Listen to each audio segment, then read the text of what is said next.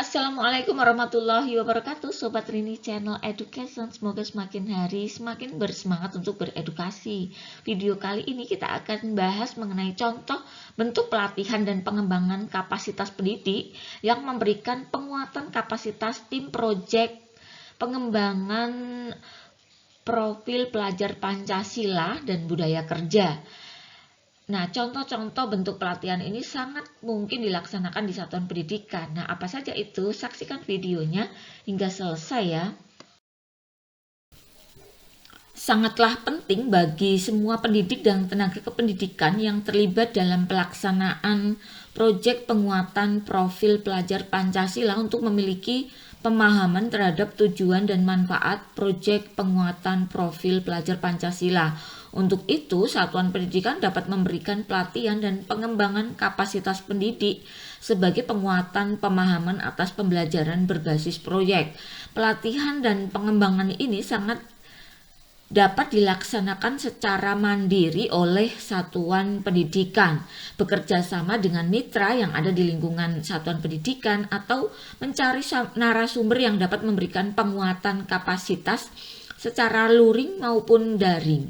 Nah, pelatihan ini dapat dibuat berseri dan sebaiknya dilaksanakan secara berkelanjutan sesuai dengan kebutuhan belajar pendidik. Nah, berikut adalah bentuk pelatihan dan pengembangan kapasitas pendidik yang bisa dilaksanakan oleh satuan pendidikan.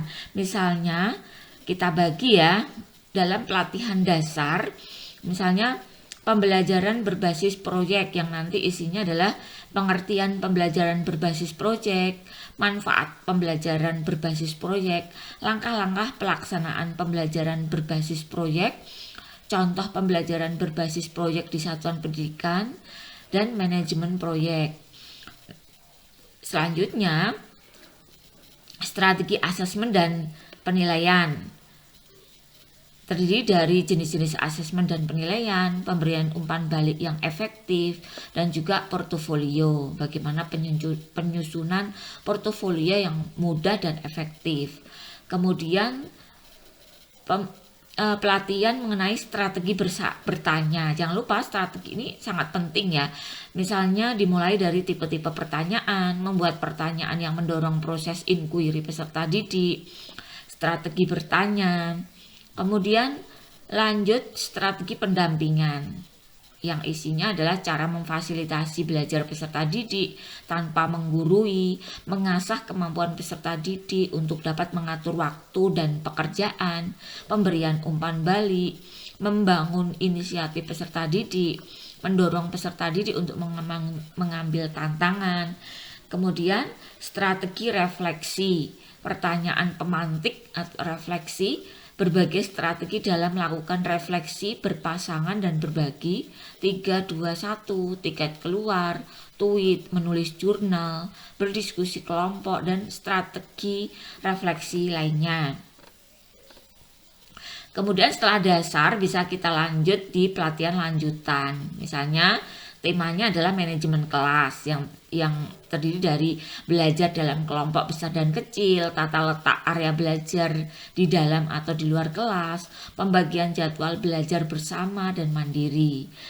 Kemudian tim teaching atau mengajar kolaboratif, manfaat mengajar kolaboratif, tipe-tipe mengajar kolaboratif, karakteristik mengajar kolaboratif. Kemudian proses pelibatan mitra dalam ekosistem belajar. Misalnya langkah-langkah melibatkan masyarakat dan lingkungan satuan pendidikan, administrasi dan dokumentasi yang dibutuhkan, proses desain proyek, pengertian, proses berpikir desain, langkah-langkah proses berpikir desain, atur desain, referensi, dan juga tips-tips dalam pengembangan proyek. Nah, itu ya. Kemudian tentang diferensiasi belajar. Guru harus tahu ya, memahami tahap perkembangan belajar peserta didik, mengidentifikasi preferensi cara belajar dan minat peserta didik, pembagian kelompok besar.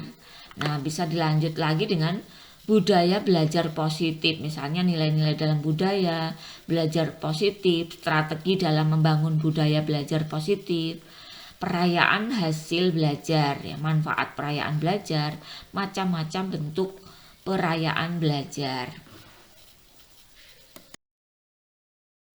Kebutuhan akan pentingnya literasi mandiri itu menjadi kebutuhan kita ke depan untuk semakin profesional di dalam menjalankan kewajiban kita masing-masing ya, baik dari guru, dari siswa, dari orang tua, masyarakat pada umumnya dituntut untuk menjadi profil pembelajar sepanjang hayat.